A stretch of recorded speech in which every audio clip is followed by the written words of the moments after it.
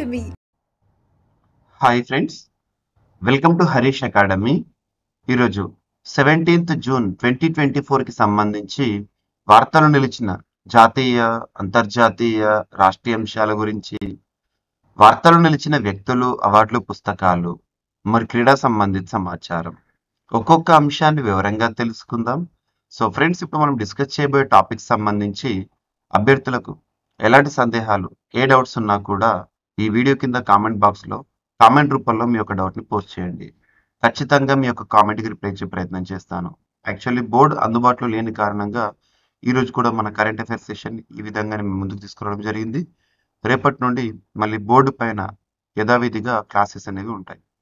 So ఈరోజు 17th June 2024కి సంబంధించి వార్తలు నిలిచిన ఫస్ట్ టాపిక్, ఇటీవల G7 సమ్మిట్ వార్తల్లోకి వచ్చింది. జూన్ 13th, 14th, 15th 3 రోజుల పాటు జరిగిన G7 సమ్మిట్ ఎన్నవ సమ్మిట్ అంటే 50th summit, 50వ G7 group of 7 శిఖరాగ్ర సదస్సు ఏ దేశ ఆతిథ్యంలో జరిగిందని ఎగ్జామినేషన్ పాయింట్ ఆఫ్ లో క్వశ్చన్ రావచ్చు. ఇటలీ దేశ ఆతిథ్యంలో ఈ సమావేశం అనేది జరిగింది. సో ఇటలీ దేశానికి సంబంధించి ప్రస్తుత ప్రధానిగా జార్జియా మెలోని గారు విధులు నిర్వర్తిస్తున్నారు. ఇక్కడ G7 కూటమిలో ఉన్న దేశాలేంటి, లేని దేశాలేంటి అనే ఎగ్జామినేషన్ పాయింట్ ఆఫ్ లో క్వశ్చన్ ఫోకస్ చేయొచ్చు.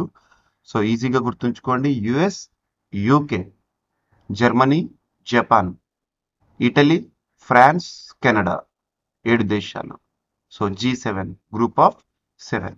సో ఇంకొక స్టెప్ ముందుకేసి ఎగ్జామినర్ ఈ దేశాల యొక్క దేశాధినేతల పేర్లు ఇచ్చి మ్యాచ్ ద ఫాలోయింగ్ అని కూడా అడిగే అవకాశం ఉంటుంది.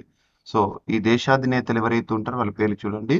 ఫ్రాన్స్ దేశ ప్రస్తుత అధ్యక్షుడు ఎమాన్యుయల్ మెక్రాన్, ఇటలీ దేశ ప్రధాని జార్జియా మెలోని, నెక్స్ట్ వచ్చేసి జపాన్ ఫుమియో కిషిదా ప్రైమ్ మినిస్టర్గా విధులు నిర్వర్తిస్తున్నారు, జర్మనీ ఒలాఫ్ ష్లాస్ ఛాన్సలర్గా ఉన్నారు, కెనడా జస్టిన్ ట్రూడో ప్రైమ్ మినిస్టర్గా ఉన్నారు, USA Joe Biden, next UK Rishi Sunak prime మినిస్టర్గా ఉండడం జరిగింది. మరి ఇటీవల ముగిసిన G7 సదస్సు, G7 సమ్మిట్ 2024 వేటిపైన ముఖ్యంగా ఫోకస్ చేసింది? ఫోకస్ ఏరియాస్ ఏంటంటే, ఒకటి వాతావరణ మార్పు విషయంలో, రెండవది వచ్చేసి జియో పొలిటికల్ రిలేషన్స్, నెక్స్ట్ వచ్చేసి technology and innovations, next global economy, next health and pandemic preparedness and inclusive growth. So ఈ అంశాలపై ప్రధానంగా చర్చ జరిగింది ఈ సమావేశంలో, ఈ సదస్సులో. అండ్ ఇన్వైటెడ్ లీడర్స్ ఎవరు? G7 సమ్మిట్కి సంబంధించి ఇన్వైటెడ్ లీడర్స్ ఎవరు ఉన్నారంటే, అంటే మెంబర్స్ కాకపోయినా కూడా ఆహ్వానించబడ్డవారు. So Algeria, Argentina, Brazil, India, Jordan, Kenya and Tunisia, Turkiye, Ukraine and UAE and Vatican City and మార్షియన్నా. సో ఏవైతే ఉంటాయో ఈ దేశాధినేతలు పిలిచారంటే ఈ దేశాలు కూడా అక్కడ పాల్గొనడం జరిగింది సదస్సులో, పార్టిసిపెంట్స్ కానప్పటికీ కూడా. సో ఇండియా G7లో మెంబర్ కాదు, కానీ ఇటీవల సదస్సుకు ఆహ్వానించబడింది. లాస్ట్ 3-4 సమ్మిట్స్ నుండి ఇండియా ప్రతి సమావేశానికి కూడా హాజరవుతుంది G7 సమ్మిట్. గుర్తుంచుకోండి, ఈ సంవత్సరం జరిగిన సదస్సు ఎన్నవది? 50వది. అండ్ నెక్స్ట్ వచ్చేసి యుక్రెయిన్ డిక్లరేషన్ అనేది వార్తల్లోకి వచ్చింది. సో యుక్రెయిన్ డిక్లరేషన్, ఇటీవల వార్తల్లోకి వచ్చిన యుక్రెయిన్ డిక్లరేషన్, దానికి సంబంధించిన అంశం ఏంటి? భారత్కి సంబంధించి డిక్లరేషన్ పై సంతకం చేసిందా, చేయలేదా అని అడగవచ్చు. సో యుక్రెయిన్లో శాంతి నెలకొల్పడంపై జరిగిన చర్చల అనంతరం తుది ప్రకటనపై భారత్ సహా 7 దేశాలు సంతకాలు చేయలేదంట. భారత్, సౌదీ అరేబియా, దక్షిణాఫ్రికా, థాయిలాండ్, ఇండోనేషియా, మెక్సికో, యుఏఈ ఈ ప్రకటనపై సంతకాలు చేయలేదని స్విట్జర్లాండ్ ప్రభుత్వం నిన్నటి రోజున జారీ చేసిన ప్రకటనలో తెలిపింది. ఈ చర్చల్లో సుమారు 90 దేశాలు పాల్గొన్నాయని చెప్పింది.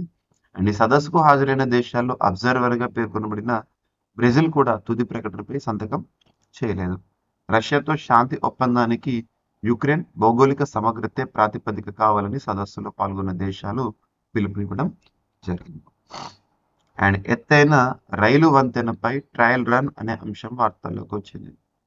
జమ్మూ కాశ్మీర్కు కొత్త అందాలు తెచ్చిపెట్టే ప్రపంచంలోనే అత్యంత ఎత్తైన రైల్వే లైన్ ఏంది? చినాబ్ రైల్వే వంతెనపై రాకపోకలు సిద్ధమని. ఈ వంతెన నిర్మాణం పూర్తి కావడంతో నిన్నటి రోజున జూన్ 16 రోజున ఆదివారం ఒక రైలు ఇంజన్ నడిపి ట్రయల్ రన్ను కూడా విజయవంతంగా నిర్వహించారంట. సో ప్రస్తుత రైల్వే శాఖ మంత్రిగా, కేంద్ర మంత్రిగా ఎవరు విధులు నిర్వర్తిస్తున్నారు? ఎన్డీఏ 3.0లో సేమ్ అశ్విని కుమార్ వైష్ణవ్ గారు సామాజిక మాధ్యమంలో ఆ ఇమేజ్ కూడా షేర్ చేయడం జరిగింది. గుర్తుంచుకోండి. కాశ్మీర్ను దేశంలోని ఇతర ప్రాంతాలతో అనుసంధానించేందుకు ఇప్పటికే Udhampur, Baramulla railway link project చేపట్టారు. అందులో భాగంగానే నదీ గర్భం నుంచి 359 మీటర్ల ఎత్తైన చినాబ్ వంతెనపై 1.315 మీటర్ల పొడవైన వంతెనలను నిర్మించారు. చైనాలోని బేసాన్ నదిపై నిర్మించిన 275 మీటర్ల పొడవైన షుబాయ్ బ్రిడ్జ్ రికార్డ్ని ఇది అధిగమించిందంట. గుర్తుపెట్టుకోండి. ఎగ్జామినేషన్ పాయింట్ ఆఫ్ లో ఇటీవల కాలంలో వార్తలు ఇచ్చిన ఇన్ఫ్రాస్ట్రక్చర్స్ ఏవైతే ఉంటాయో అతి పెద్ద, అతి చిన్న, అతి పొడవైన రైల్వే లింక్స్ కానీ, రోడ్ లింక్స్ కానీ వీటిపైన కూడా అడగవచ్చు ఎగ్జామినేషన్లో. గుర్తుంచుకోండి. రీసెంట్గా టీఎస్పీసీ గ్రూప్ 1 ఎగ్జామినేషన్లో అటల్ సేతు గురించి అడిగారు, కానీ ఇండైరెక్ట్గా అడిగారు. అలా చూడండి. ఓకేనా. అండ్ నెక్స్ట్, భారత సంతతి వారితో అమెరికా ఆర్థిక రంగానికి భారీ ప్రయోజనం జరుగుతోందని ఒక కన్సల్టింగ్ గ్రూప్ వెల్లడించిన అంశాలు. బోస్టన్ కన్సల్టింగ్ గ్రూప్ వెల్లడించిన అంశం ఏంటంటే అమెరికా జనాభాలో భారత సంతతి వారు 1.5% ఉన్న వారి వల్ల దేశ ఆర్థికానికి జరుగుతున్న మేలు అంతా ఇంత కాదని ఒక నివేదిక Boston consulting group research report అనేది చెప్పింది. 2023 నాటికి భారతీయ అమెరికన్ల జనాభా 50 లక్షలకు చేరిందంట. జనాభాలో 1.5% ఉన్న వీరి నుంచి ప్రభుత్వానికి వచ్చే మొత్తం ఆదాయ పన్నులో 5-6% లభిస్తుంది. 25,000 కోట్ల నుంచి 30,000 కోట్ల డాలర్లకి ఇది సమానం అంట. భారతీయ అమెరికన్ల వృత్తుల పట్ల అమెరికాలో 1,10,00,000 నుంచి 1,20,00,000 మందికి పరోక్ష ఉద్యోగాలు లభిస్తున్నాయంట. ఫార్చ్యూన్ 500 కంపెనీస్లో 16 సంస్థలకు భారత సంతతి వారే ప్రధాన కార్యనిర్వాహకులుగా ఉన్నారంట. గుర్తుపెట్టుకోండి. అండ్ వీర్యంలోను స్పర్మ్స్ లేదా వీర్యంలోను మైక్రోప్లాస్టిక్ ఉన్నాయని రీసెంట్గా చైనా పరిశోధకులు చేసిన అధ్యయనంలో వెల్లడైన అంశాలు. యాక్చువల్గా ప్లాస్టిక్ అనేది చాలా ప్రస్తుతం ప్రపంచాన్ని పట్టిపీడిస్తున్న భయానక సమస్యలో ఒక సమస్య. ప్లాస్టిక్లో కార్సినోజెనిక్ ఏజెంట్స్ ఉంటాయి, దట్ కాజెస్ క్యాన్సర్. అటువంటి ప్లాస్టిక్, మైక్రోప్లాస్టిక్ రీసెంట్గా వీర్యంలో కూడా ఉంటుంది అని చెప్పేసి చైనా శాస్త్రవేత్తలు చేసిన పరిశోధన పురుష సంతానోత్పత్తికి సామర్థ్యంపై ప్రభావం పడుతుందంట.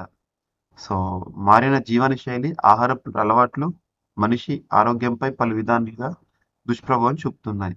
ప్రమాదకరమైన మైక్రోప్లాస్టిక్ రక్కసి శరీరంలోని అన్ని అవయవాలకు పాకుతుంది. ఇటీవల న్యూ మెక్సికో వర్సిటీ పరిశోధకులు పురుషుడు వృషణాల్లో మైక్రోప్లాస్టిక్ రేణువులు గుర్తించగా తాజాగా చైనా పరిశోధకులు కూడా ఈ అంశాన్ని చెప్పడం జరిగింది.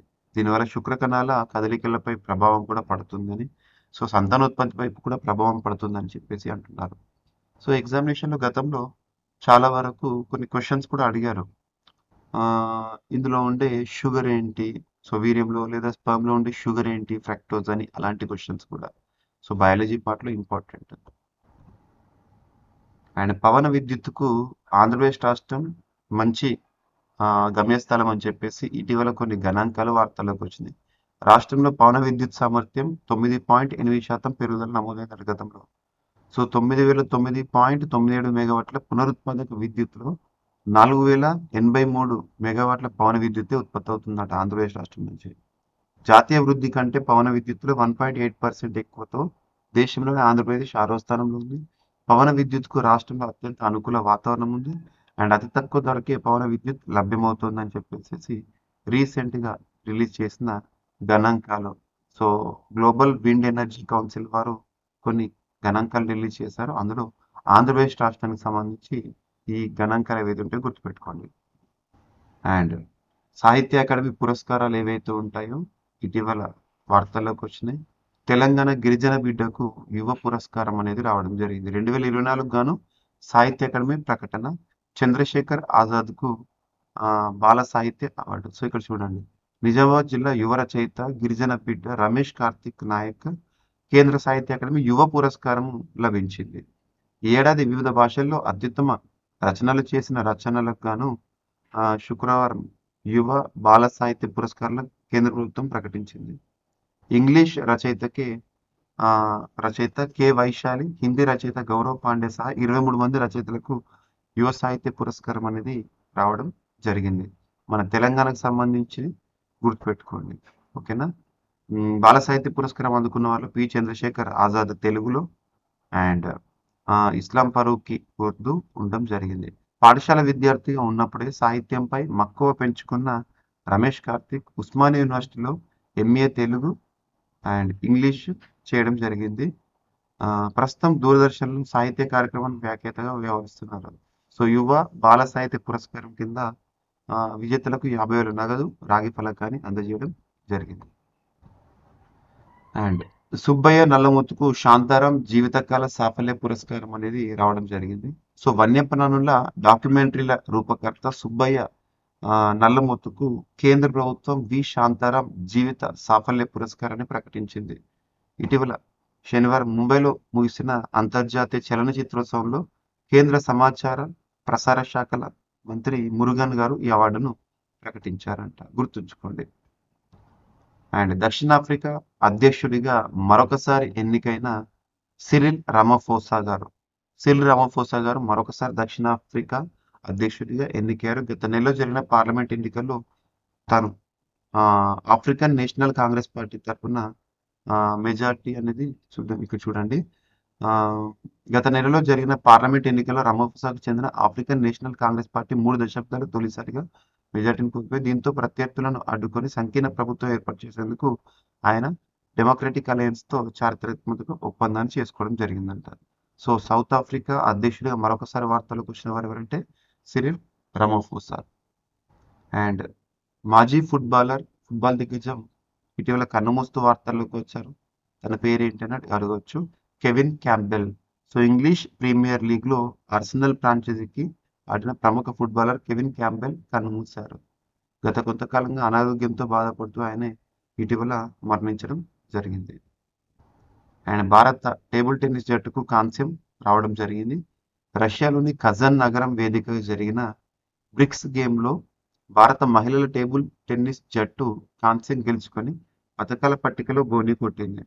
సో టీమ్ ఈవెంట్లో శనివారం జరిగిన సెమీఫైనల్లో భారత్ ఇటీవల చైనా చేతిలో ఓడిపోవడం జరిగింది. గుర్తుంచుకోండి, కాంస్యం గెలుపొందింది భారత జట్టు. సో ఇవి ఫ్రెండ్స్ ఈరోజు వార్తలు ఇచ్చిన అంశాలు. ఒకసారి ర్యాపిడ్గా చూస్తే G7 50th శిఖరాగ్ర సదస్సు ఇటీవల ఇటలీ వేదికగా ముగిసింది. అండ్ యుక్రెయిన్ డిక్లరేషన్ పై సంతకానికి భారత్ దూరం. అండ్ ఎత్తైన రైల్వే వంతెన అనేది ఇటీవల వార్తల్లోకి వచ్చింది. ట్రయల్ రన్తో ప్రపంచంలో అత్యంత ఎత్తైన చినాబ్ రైల్వే వంతెన. భారత సంతతి వారితో అమెరికా ఆర్థికానికి భారీ ప్రయోజనం జరుగుతుందని ఇటీవల బోస్టన్ కన్సల్టింగ్ గ్రూప్ చెప్పడం జరిగింది. వీర్యంలో కూడా మైక్రోప్లాస్టిక్ అవశేషాలు ఉన్నట్టుగా చైనా శాస్త్రవేత్తల అధ్యయనంలో వెల్లడైన అంశాలు. పవన విద్యుత్కు ఆంధ్రప్రదేశ్ రాష్ట్రమే మంచి గమ్యస్థలం అని చెప్పేసి ఇటీవల గణాంకాలు. అండ్ తెలంగాణ గిరిజన బిడ్డకు కేంద్ర సాహిత్య అకాడమీ యువ పురస్కారం అనేది రావడం జరిగింది. అండ్ సుబ్బయ్య నల్లమూతుకు శాంతారాం జీవితకాల సాఫల్య పురస్కారం. అండ్ దక్షిణాఫ్రికా అధ్యక్షుడిగా మరొకసారి ఎన్నికైన సిరిల్ రామఫోసా. అండ్ మాజీ ఫుట్బాలర్ కనుమూస్తూ వార్తలకు వచ్చారు కెవిన్ క్యాంబెల్. అండ్ భారత టీటీ జట్టుకు కాంస్య పథకం అనేది రావడం జరిగింది. సో ఇవి ఫ్రెండ్స్ ఈరోజు వార్తలు నిలిచిన అంశాలు.